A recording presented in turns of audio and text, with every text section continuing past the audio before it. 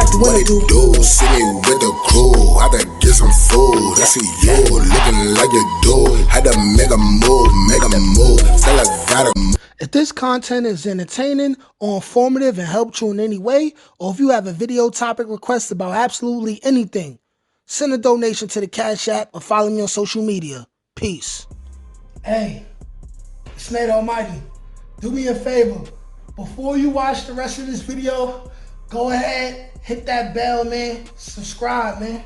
Subscribe. What's up, y'all? It's Nate Almighty, aka the Global Dark Skin Ambassador. Listen, I got a real serious New York State prison story. This is a story that has absolutely nothing to do with me, but I can relate to it, and this just happened literally like days ago or weeks ago. Now, randomly, I get a message from somebody who discovered my work on YouTube, just randomly through the algorithm, and it just so happened that this is somebody who is familiar with another YouTuber that I just found out about, who goes by the name of Jen Cutting. Now, Jen Cutting is a woman who makes videos detailing her life, and she basically speaks about addiction and the things that she went through when she went to prison. So you can say that this is definitely a very similar channel. We in the same lane. She's all about rehabilitation, forgiving yourself, loving yourself, getting positive words out to the people, and I'm just the same. Now, like I said, I got a random message from somebody who was connected to her in some type of way, and they told me about this tragic story about this man named Michael Schermerhorn, who's 31 years old. If you see me looking down, it's because I'm looking at my notes. He just died recently in Washington Correctional. Now, Washington Correctional is basically just like Green Correctional, which is a prison that I speak about in my New York State prison stories. It's a medium as well, just like Green Correctional. I was told by other people who've been there that Washington is more deadly and more vicious and violent, both from police and the inmates who go there and have been there. Luckily, I didn't have to go and experience that for myself, but apparently, this is a man who was already out of town, a recovering addict. He was out, he was on parole. Now, they had him in a place where there were other addicts, and he felt like he would be relapsing if they didn't place him somewhere else and allow him to live somewhere else.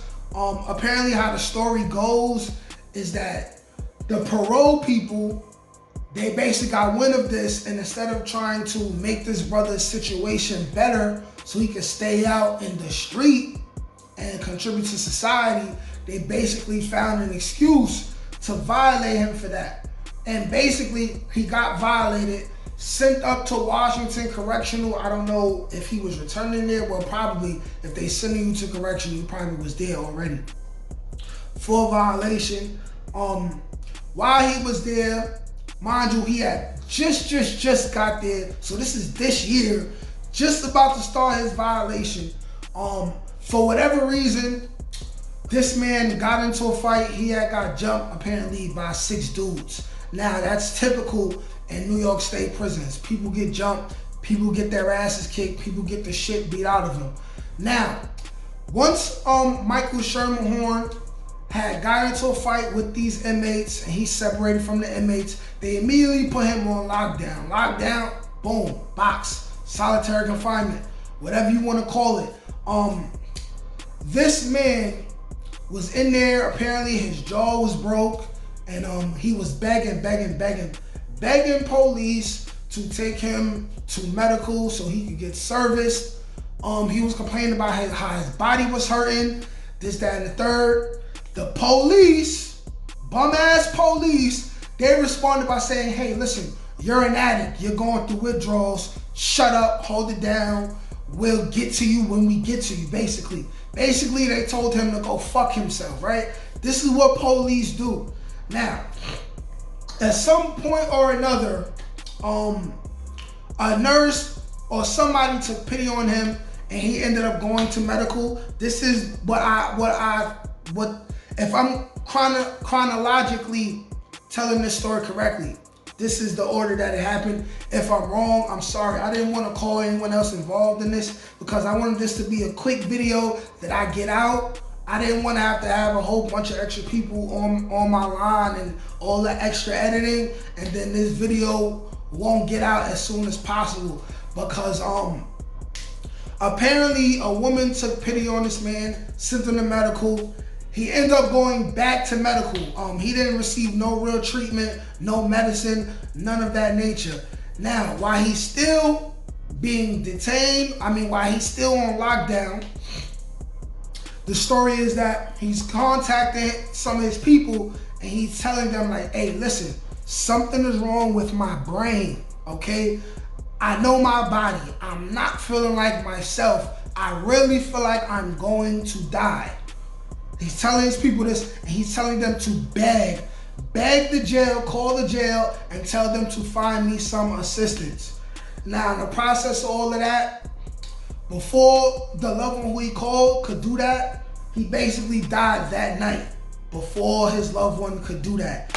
And now, of course, just like police when they do bad things to us on the outside, police are responsible for getting this man medical attention, being that he was just jumped by 6 dudes. They didn't do it because he was 1, locked up, and 2, because he was known to be a drug addict. They treated this man like shit. They treated him like dirt, and they allowed this man to die. The reason why this was triggering for me is because I remember my story where I was saying that I was in Rikers Island, and in one main House of Pain, a crip by the name of Ice, he came and through the police who buzzed his cell door open, police allowed a bunch of rival gang members to run up the Ice cell. They put him in a full Nelson, right? They beat him up, they pounded on his chest, pounded on his stomach, and that night he died from internal bleeding. His lungs collapsed. This is another situation where the police, who feel like they're better than us, as if we're not still equally human beings, just because they're police, just because they're officers, they didn't feel the need to take extra care of an inmate as if they would have done for their own family members. You see, we deal with a lot of inhumane situations inside these prisons. They don't give a fuck about us. And I'm saying this for anyone who has people who's locked up. When they tell you something is going on, take it serious. Take it serious. Try to find lawyers. Try to do anything you can to help your people who's locked up, because they really don't care about us. You know what I'm saying? When you are a property of the state, you are literally property of the state. Cattle. And this man who could have did his violation, came home, got over his addictions, and became a productive, contributing member to society is now dead. Died in a place that was supposed to take care of him, feed him, give him medical attention, and rehabilitate him. I just want to say, New York State Department of Corrections, fuck you. Rest in peace to Michael Schermerhorn. His people have a GoFundMe because apparently it's difficult for them to bury him. There's a petition going to hold Washington Correctional Jail accountable. This is a petition that I'm going to be putting my name on as well. This is ridiculous. Period.